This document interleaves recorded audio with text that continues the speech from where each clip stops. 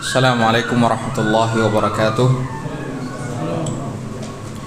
Innal hamdalillah nahmaduhu wa nasta'inuhu wa nastaghfiruh wa na'udzu billahi min shururi anfusina wa min sayyiati a'malina. Man yahdihillahu fala mudilla lahu man yudlil fala hadiya lahu. Asyhadu an la ilaha illallah wahdahu la syarika lah wa asyhadu anna Muhammadan 'abduhu wa rasuluhu, amma ba'd. Jadi tadi kita telah menjelaskan perbedaan antara kata ayat dengan makhluk yang disebutkan oleh Syekhul Islam Muhammad bin Abdul Wahhab rahimahullahu ta'ala. Walaupun pada dasarnya langit dan bumi juga merupakan ayat, tanda-tanda kebesaran Allah Subhanahu wa ta'ala. Akan tetapi di sini beliau seakan-akan membedakan antara ayat dengan makhluk, karena pada umumnya sesuatu yang dianggap luar biasa yang dapat dijadikan sebagai bukti akan kebenaran risalah yang dibawa oleh Rasulullah sallallahu alaihi wasallam dan bukti yang menunjukkan akan keesaan Allah Subhanahu wa taala adalah sesuatu yang senantiasa berganti dan datang silih berganti. Sesuatu yang senantiasa berubah-ubah dan datang secara terus-menerus. Karena itulah di sini muallif rahimahullahu taala menyebutkan bahwa di antara ayat-ayat bukti-bukti yang nyata yang menunjukkan keesaan Allah Subhanahu wa taala adalah al-lailu wan nahar, malam, waktu malam dan siang hari, wasyamsu wal qamar, matahari dan bulan. Karena hal-hal tersebut selalu datang silih berganti dan dia datang secara terus-menerus, maka hal-hal tersebut dianggap sebagai sesuatu yang luar biasa. Adapun sesuatu yang senantiasa disaksikan oleh manusia di pagi dan di siang hari, maka mungkin bagi sebahagian orang itu bukanlah satu hal yang luar biasa. Makanya di sini beliau menyebutkan bahwa langit dan bumi itu adalah makhluk ciptaan Allah Subhanahu wa taala. Dan Nabi Ibrahim alaihissalam, kalau kita perhatikan di dalam surat Al-An'am ayat 75 dan 76, Allah Subhanahu wa taala berfirman, "Wa kadzalika nuri Ibrahim malakutas samawati wal ard wa liyakuna minal muqinin." Dan demikianlah kami perlihatkan kepada Nabi Ibrahim alaihissalam kerajaan-kerajaan di langit dan di bumi, waliyakuna minal muqinin, dan agar Nabi Ibrahim menjadi orang-orang yang meyakini keesaan Allah Subhanahu wa taala. Allah mengatakan, falamma janna alaihi al-lailu ra'a kaukaba, ketika tampak atau telah muncul waktu malam, ra'a kaukaba, dia melihat ada bintang-bintang. Qala hadza rabbi, Nabi Ibrahim mengatakan ini adalah Rabbku. Falamma afala qala la uhibbul afilin, ketika bintang tersebut hilang, malam pun berganti dengan waktu siang, Nabi Ibrahim mengatakan la uhibbul afilin, aku tidak menyukai sesuatu yang sirna, yang hilang. Di sini Allah Subhanahu wa taala menunjukkan kepada manusia, kaumnya Nabi Ibrahim alaihissalam, bukti yang nyata akan kekuasaan Allah Subhanahu wa taala adalah pergantian siang dan malam. Kemudian muallif rahimahullahu taala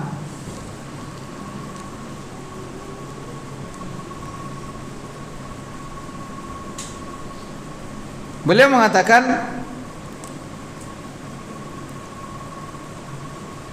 wa dalilu qauluhu ta'ala wa min ayatihi al-lailu wan nahar wasyamsu wal qamar. Dalilnya adalah di antara tanda-tanda kekuasaan Allah Subhanahu wa taala adalah al-lailu wan nahar, waktu malam dan waktu siang. Wasyamsu wal qamar,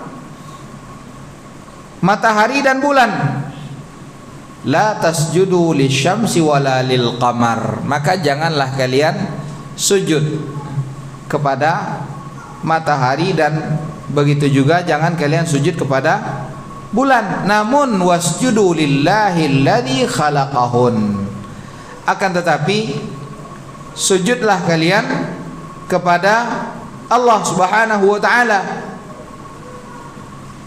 yang dialah Allah Subhanahu wa taala yang telah menciptakan semua hal tersebut.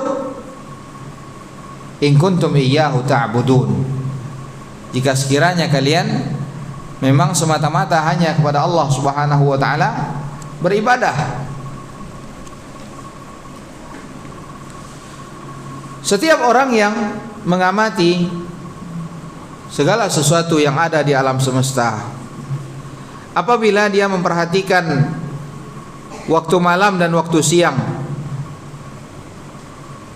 bagaimana ketika siang akan beranjak dan digantikan oleh waktu malam, dia lihat bagaimana waktu siang ada sedikit masuk di waktu malam hari, baru kemudian setelah itu sedikit demi sedikit baru berubah menjadi gelap.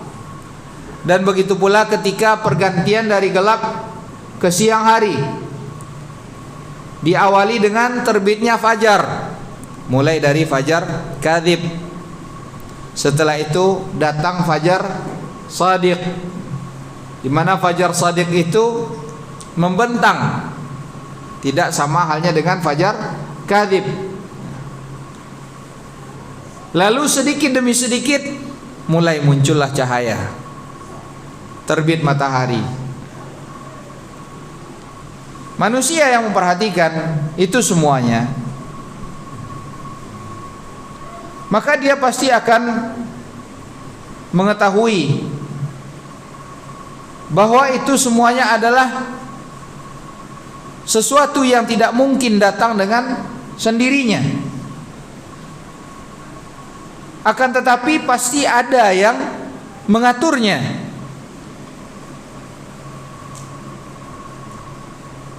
Kemudian karena itulah Allah Subhanahu wa taala mengatakan, la tasjudu lisyamsi wala lil qamar, janganlah kalian menyembah sujud kepada matahari dan begitu juga kepada bulan, akan tetapi wasjudu lillahi alladzi khalaqahun, akan tetapi sujudlah kalian semata-mata hanya kepada Allah Subhanahu wa taala yang telah menciptakan itu semuanya. Dalam surat Al-A'raf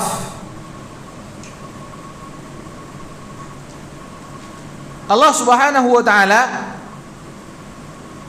mengatakan, inna rabbakumullahu alladzi khalaqas samawati wal ard. Dalam surat Al-A'raf ayat 54 Allah Subhanahu wa taala berfirman, inna rabbakumullah, sesungguhnya Rabb kalian adalah Allah Subhanahu wa taala, alladzi khalaqas samawati wal ard. Di sini Allah membuktikan bahwa memang Allah Subhanahu wa taala adalah satu-satunya Rabb. Allah Subhanahu wa taala satu-satunya zat yang hak untuk diibadahi, karena dialah Allah Subhanahu wa taala alladzi khalaqas samawati wal arda, karena dialah yang telah menciptakan langit dan bumi fi sittati ayyam, selama 6 hari. Thumma stawa 'alal 'arsy. Kemudian setelah itu Allah Subhanahu wa taala beristiwa di atas arsy-Nya. Dan arsy adalah makhluk Allah Subhanahu wa taala yang paling besar. Arsy adalah makhluk Allah Subhanahu wa taala yang sangat besar. Di mana Allah Subhanahu wa taala dalam ayat kursi, Allah Subhanahu wa taala menyebutkan wasi'a kursiyyuhus samawat wal ard. Kursi atau maudhi'ul qadamain, tempat diletakkannya kedua telapak kaki Allah Subhanahu wa taala itu seluas langit dan bumi. Luasnya meliputi langit dan bumi.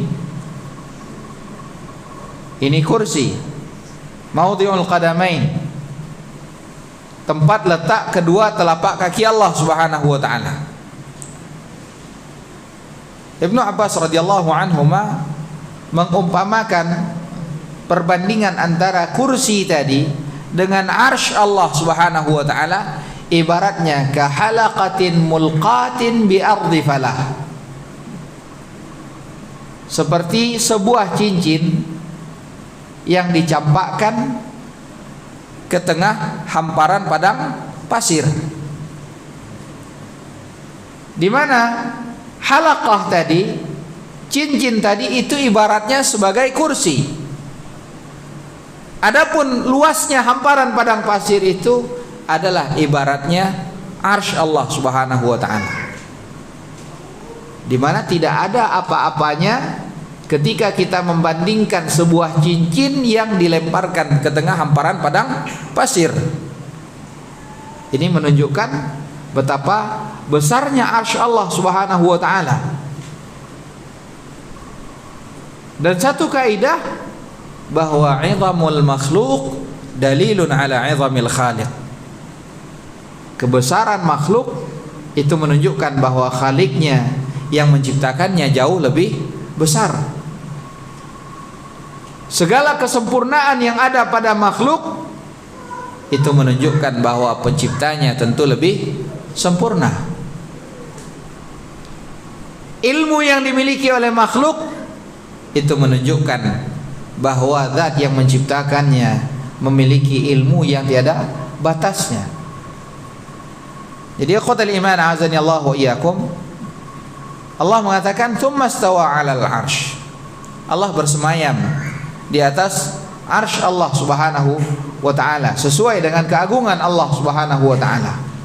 Tidak sebagaimana beristiwanya makhluk di atas singgasananya. Tidak sebagaimana halnya raja yang bersemayam di atas singgasananya. Akan tetapi istiwa Allah Subhanahu wa taala, bersemayamnya Allah Subhanahu wa taala di atas arsy-Nya itu sesuai dengan keagungan Allah Subhanahu wa taala. Kemudian kata Allah Subhanahu wa taala, yughshil lailan nahara.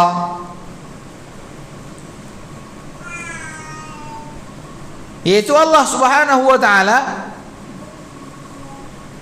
menjadikan waktu malam menyelimuti waktu siang,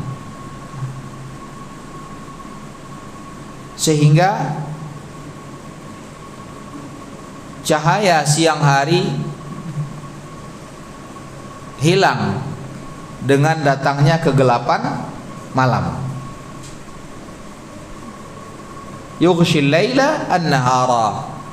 Allah jadikan malam menyelimuti waktu siang. Dan ini juga merupakan tanda kebesaran Allah Subhanahu wa taala, pergantian siang dan malam tadi. Karena Allah Subhanahu wa taala juga menyebutkan, kalaulah sekiranya Allah Subhanahu wa taala menjadikan malam itu sarmadan, selalu malam terus menerus, siapa kira-kira yang dapat mendatangkan cahaya? Atau sebaliknya, kalau sekiranya Allah Subhanahu wa taala menjadikan waktu itu seluruhnya siang, tidak datang malam hari, tidak ada kegelapan, maka siapa yang akan mendatangkan kegelapan kalaulah bukan Allah Subhanahu wa taala? Bagaimana manusia akan istirahat ketika seluruh waktunya adalah siang? Dan begitu pula bagaimana manusia akan bekerja, dapat sempurna di dalam bekerja kalau sekiranya seluruh waktunya adalah gelap gulita? Maka ini adalah merupakan ayat tanda akan keesaan Allah, keagungan Allah Subhanahu wa taala, kekuasaan Allah Subhanahu wa taala, kesempurnaan qudratullah azza wa jalla. Jadi yatlubu hatitha, kata Allah Subhanahu wa taala, yatlubu hatitha, yaitu di mana malam pergi datang siang, siang pergi datang malam hari, dan begitu selalu silih berganti. Wasyamsa wal qamara wan nujuma musakhkharatin bi amrih, dan begitu pula kata Allah, matahari, bulan, bintang-bintang itu semuanya musakhkharat, mudabbarat, diatur oleh Allah Subhanahu wa taala sehingga tidak saling bertabrakan satu dengan yang lainnya, saling beredar pada poros yang telah ditentukan oleh Allah Subhanahu wa taala. Ikhwatul iman azani Allah wa iyyakum. Ini juga merupakan satu tanda di alam semesta yang Allah mengajak orang-orang yang berakal untuk merenungi tanda-tanda kebesaran Allah Subhanahu wa taala tersebut. Karena bagaimanapun upaya yang dilakukan oleh manusia, sungguh dia tidak dapat melakukan sebagaimana apa yang dilakukan oleh Allah Subhanahu wa taala. Wala tamshi fil ardi maraha, jangan engkau berjalan di atas muka bumi ini dengan sombong, karena sesungguhnya engkau tidak akan dapat, tinggimu tidak akan dapat menjulang jibal, gunung-gunung, dan begitu pula walan takhriqal ard, kalian pun tidak akan dapat menembus permukaan bumi.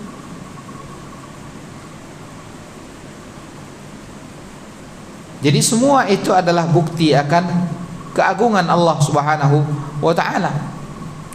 Ala lahul khalqu wal amr, seluruh makhluk itu adalah merupakan ciptaan dan milik Allah Subhanahu wa taala. Tabarakallahu rabbul alamin.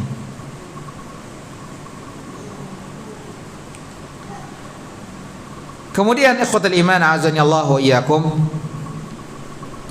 setelah itu muallif rahimahullahu taala, setelah beliau menyebutkan tentang ayat-ayat yang menunjukkan kekuasaan Allah Subhanahu wa taala di alam semesta,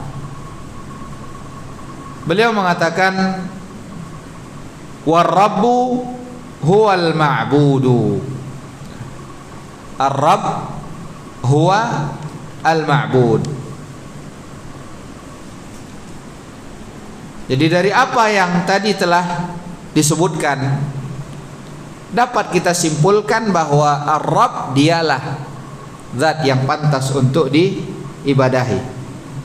Tadi kita sudah menjelaskan makna kata rabb. Itu berasal dari kata apa? Rabba yarubbu, yang artinya apa? Mengembangkan sesuatu, mengatur segala sesuatu dari satu kondisi kepada kondisi yang lainnya sampai pada tingkat kesempurnaan. Lihatlah khotul iman azani Allah wa iyyakum, bagaimana Allah Subhanahu wa taala menumbuhkan tumbuh-tumbuhan mulai dari sebuah biji yang sangat lemah, Namun dengan kekuasaan Allah Subhanahu wa taala, dengan izin Allah Subhanahu wa taala, biji yang lemah tadi dapat menembus lapisan bumi yang mungkin lebih kuat, lebih keras dari biji tersebut.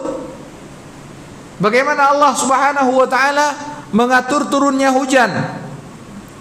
Inilah makna Rabb, yang mengatur segala sesuatunya, yang mengembangkan segala sesuatunya dari satu kondisi kepada kondisi yang lainnya sampai pada tingkat kesempurnaan. Bagaimana Allah Subhanahu wa taala mengatur belahan bumi ini dapat didiami oleh manusia. Bagaimana Allah Subhanahu wa taala menjadikan mata rantai kehidupan di antara makhluk-makhluk ciptaan Allah Subhanahu wa taala, satu dengan yang lainnya saling memberikan manfaat. Jadi kalau kita merenungkan itu semuanya, maka dari situ dapat kita ambil kesimpulan bahwa Ar-Rabb dialah yang berhak untuk diibadahi. Lantas beliau membawakan dalil, wa dalilu qauluhu ta'ala, firman Allah Subhanahu wa taala dalam surat Ali Imran, dalam surat Al-Baqarah ayat 21, ya ayyuhan nasu ubudu rabbakumul ladzi khalaqakum walladzina min qablikum la'allakum tattaqun alladzi ja'ala lakumul arda firasya was samaa'a binaa'a wa anzala minas samaa'i maa'an fa akhraja bihi minat thamarati rizqan lakum fala taj'alu lillahi andadan wa antum ta'lamun. Di sini Allah Subhanahu wa taala mengatakan u'budu rabbakum. Kenapa Allah Subhanahu wa taala mengatakan u'budu rabbakum? Ini menunjukkan isyarat bahwa sesungguhnya Ar-Rabb, tadi sudah kita jelaskan bahwa makna Rabb adalah yang mengatur. Dialah yang telah mempersiapkan segala sesuatunya. Dialah yang telah mengatur segala sesuatu yang mendatangkan maslahat bagi umat manusia. Ketika Allah SWT mengatakan u'budu rabbakum, di sini terdapat isyarat bahwa sesungguhnya Dia yang telah mempersiapkan segala sesuatu untuk maslahat umat manusia, dialah yang hak untuk diibadahi. Dialah al-ma'bud. Makanya di sini Syekhul Islam Muhammad bin Abdul Wahhab rahimahullahu taala mengatakan apa? War-Rabbu huwal ma'bud. Zat yang mengatur alam semesta, dialah yang layak untuk diibadahi. Kemudian beliau menyebutkan dalilnya adalah firman Allah SWT dalam surat Al-Baqarah ayat 21 tadi. Dan ketahuilah ikhwatal iman azani Allah wa iyyakum, bahwa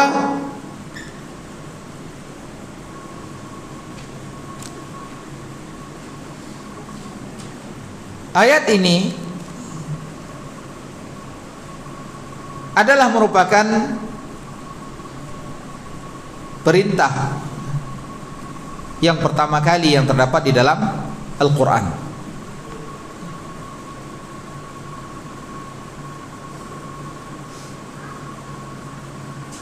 Yaitu perintah untuk beribadah kepada Allah Subhanahu wa ta'ala. Dijelaskan oleh Syekh Al-Amin Asy-Syanqiti rahimahullahu ta'ala di dalam tafsir beliau Adwa'ul Bayan.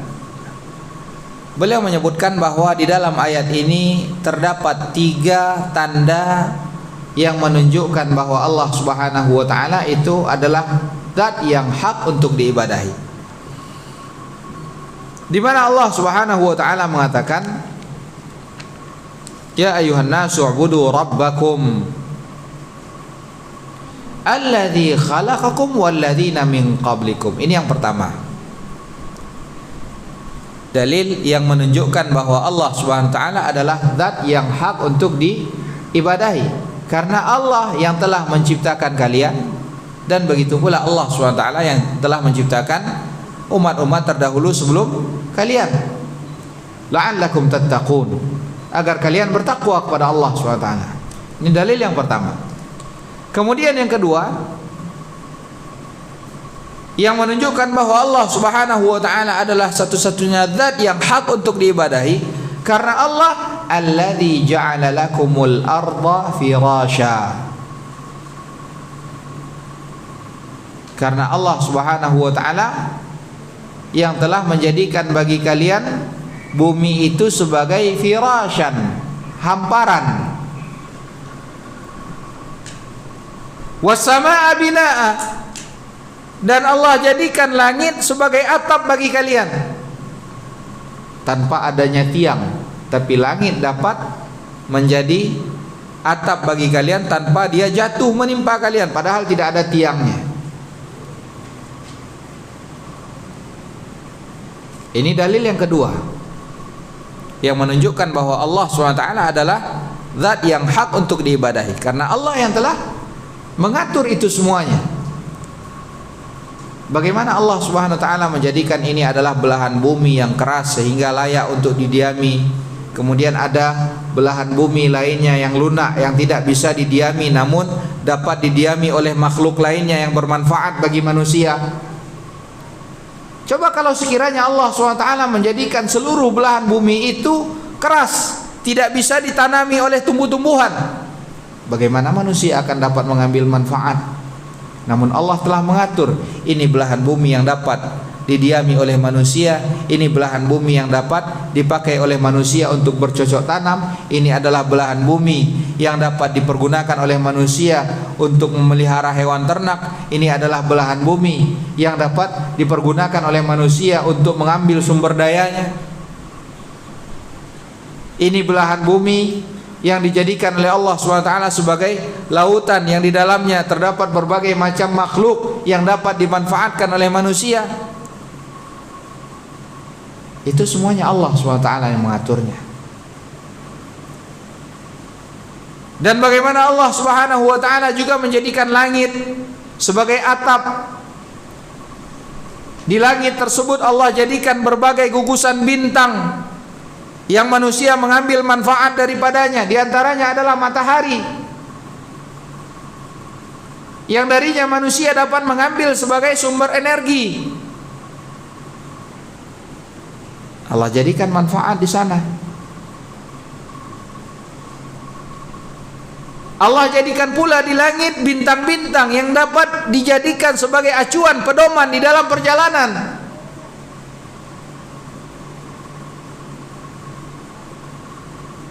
Ini tanda yang kedua.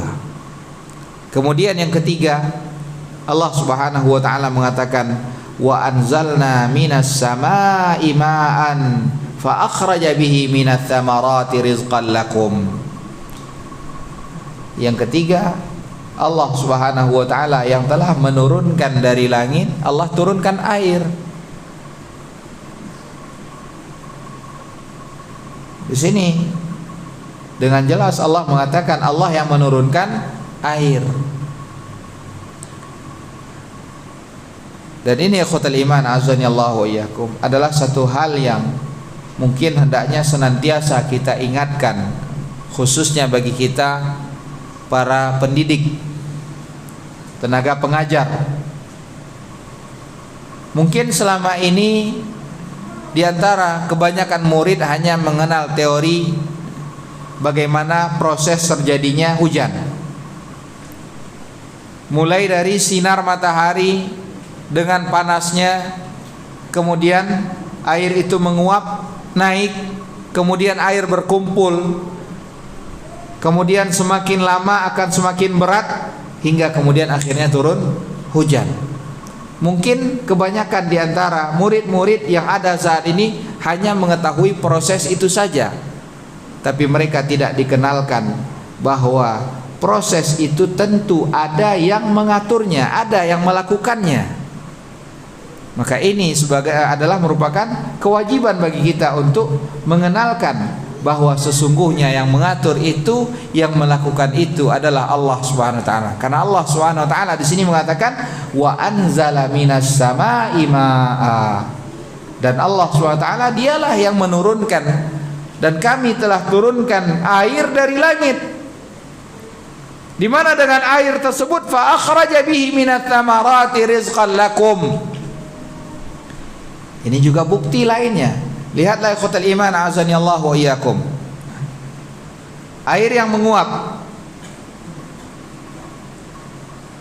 tidak semuanya air yang menguap itu adalah air dari sungai yang airnya tawar, tapi juga ada air laut yang airnya asin, namun turunnya tawar. Yang tawar ini rasanya satu atau berbeda-beda? Satu. Tapi dari satu ini, coba lihat yang ditumbuhkan. Vario, pahit rasanya.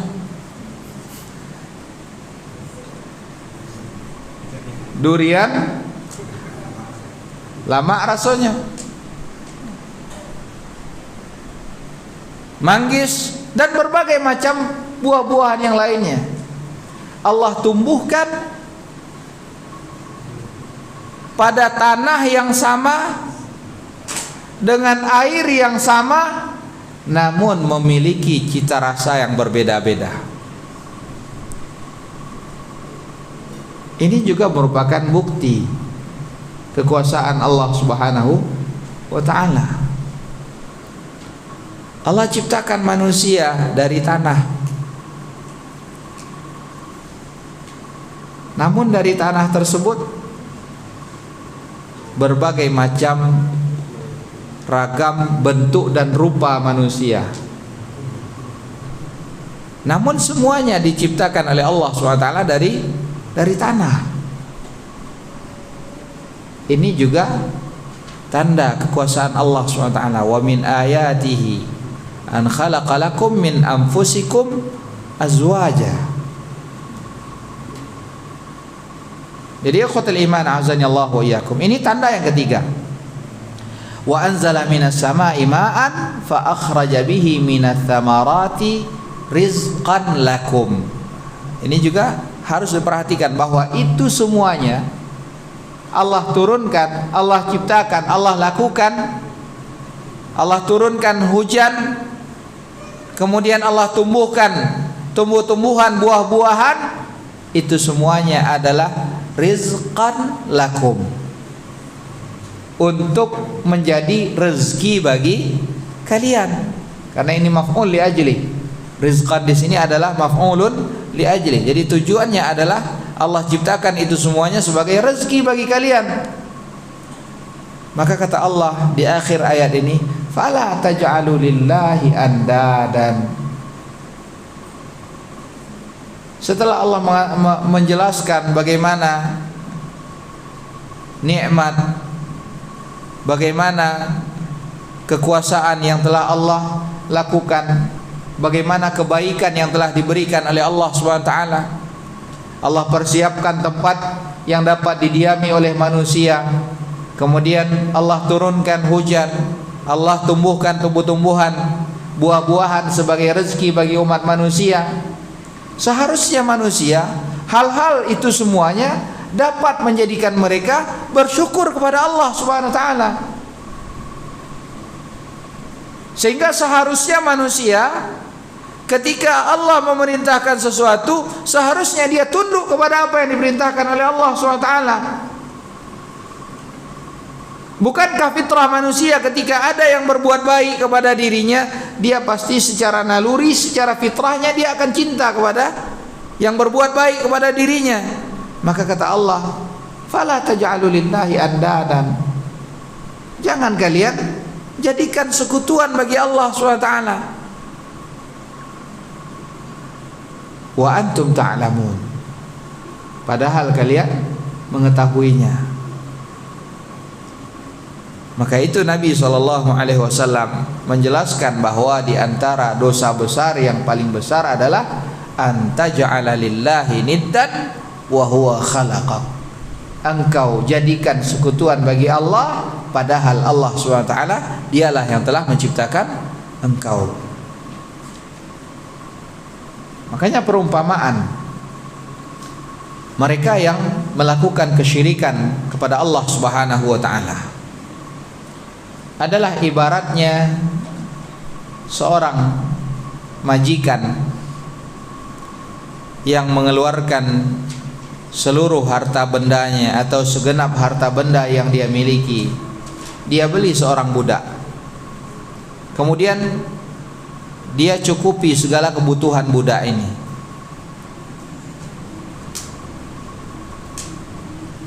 Namun ketika dia perintah budak ini untuk melakukan apa yang dia inginkan, meninggalkan apa yang dia larang, si budak ini justru tidak mau melakukan apa yang dia perintahkan dan justru melanggar apa yang dia larang.